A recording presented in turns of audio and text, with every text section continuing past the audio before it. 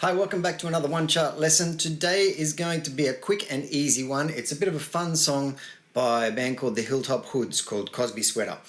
The reason why I wanted to do this lesson is that it's a great song for demonstrating how to combine two really simple riffs to great effect. What we've got is two different lines. We've got a bass line and we've got a higher line. Both can be played on guitar. If you've got a friend that you want to do some practice with, or if you want to practice using your loop pedal, or if you just want to practice these two riffs independently and see if you can put them together with someone else down the track, it's really good practice and they're quite easy riffs. So I'm going to take you through the bass line first.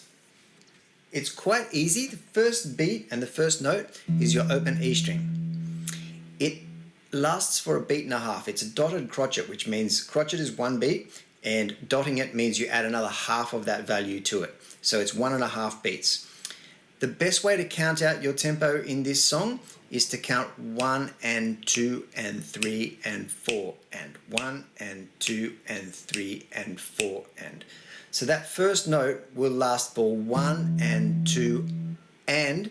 2 and is where you play the next note. So 1 and 2 and. The next note is also an E, an open E string. And then we go to G, which is 3rd fret E string. So you go 1 and 2 and 3. Okay? 1 and 2 and 3 and 4 and. The 4 and beat, the last beat of that bar, is another G. So it's 1 and 2 and 3 and 4 and.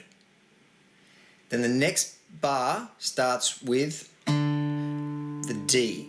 Now you can play the D as an open D string, or you can play it on the 5th fret A string. I find it easier to play on the 5th fret A string because what you're going to do is try and keep these notes short during the bass line, and it's easier to cut short a note that your finger is on than it is to cut short an open string note.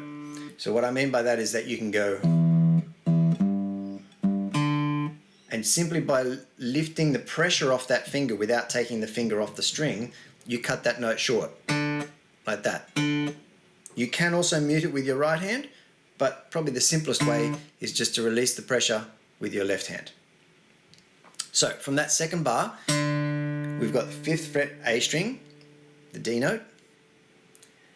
Then we move over to the A note, which again, for the same reasons I just said, we're going to do the 5th fret A string. You can play the open A string, but again, for muting purposes and to keep those notes staccato or short, it's easier to play the 5th fret on the E string.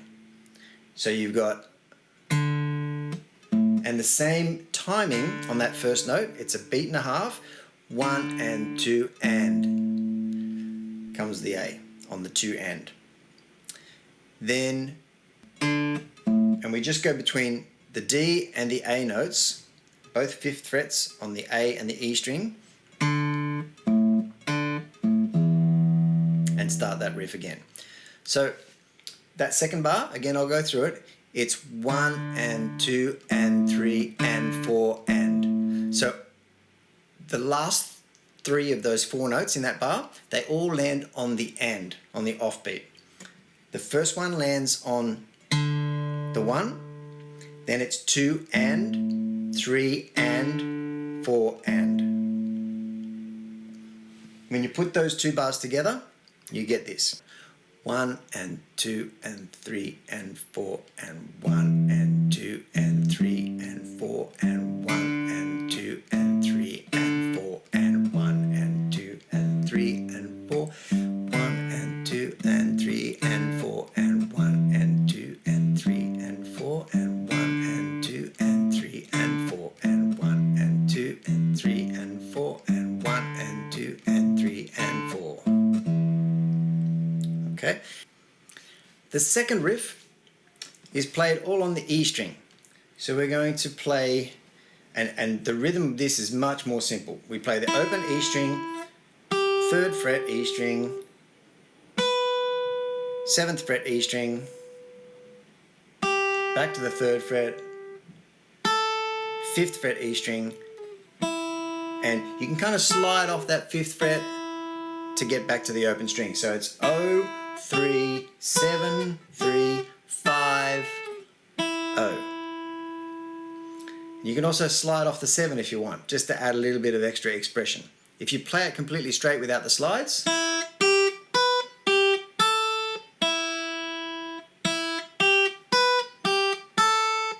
with the slides,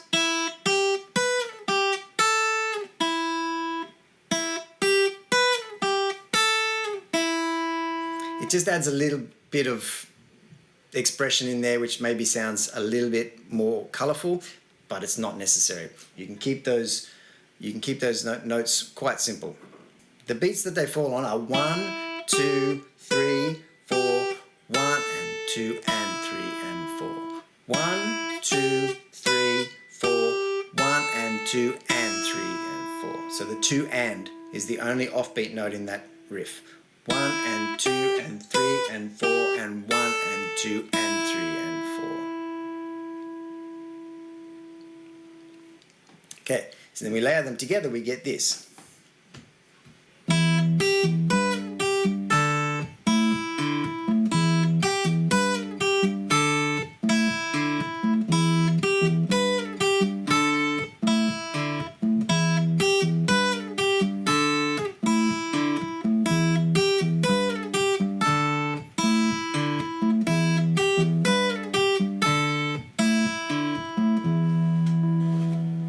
There you have it.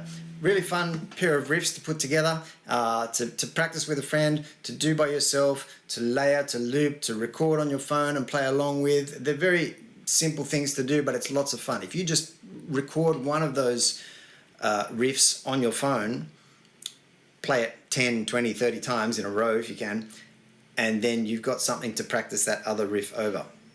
Record riff A, play riff B over the top of it. Record riff B, play riff A over the top of it. If you've got a loop pedal, it's much more easy, but it's basically the same thing. And it's even better when you're playing with someone else, because that's what music is all about.